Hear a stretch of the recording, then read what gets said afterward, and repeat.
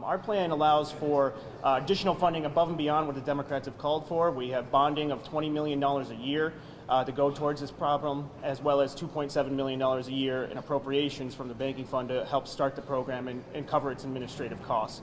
That goes above and beyond what the Democratic plan called for, and ours is ready to go right away. Within 90 days, we can start providing assistance to individual homeowners. This is something that has been devastating these homeowners for many, many years, and it's time that we have a budget that actually has a program that can help these people right away if it's signed by the governor and we move forward with it. And that's the important thing for these homeowners to realize, that this is a program that they've been asking for, done in a way that they've asked for it to be done, and we're ready to go and get it moving. The big thing to remember there is we don't know how many people are going to need help. So in 2 years from now, we'll have a pretty good number, because $40 million is a robust number to get people to actually come forward, report, say they need the help.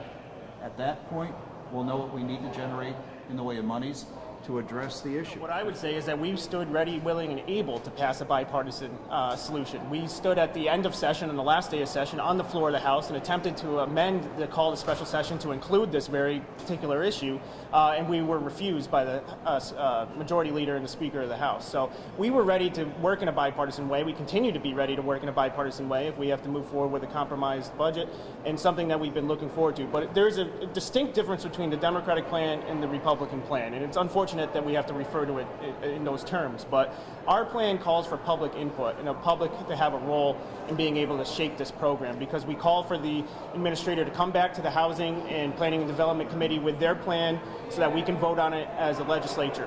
The Democratic plan hands it off to a private insurance company, and then that money, public money, is spent by a private insurance company with no oversight whatsoever from state government.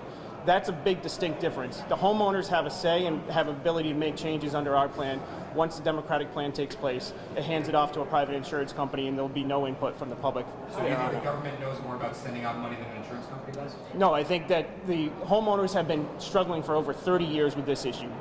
They've been battling with insurance companies for 30 years. I think it's time for state government to step in and be able to do what we can do to help these individual homeowners. And to your point about the insurance companies, they've been writing that coverage out of their policies since roughly 2000. Think about that.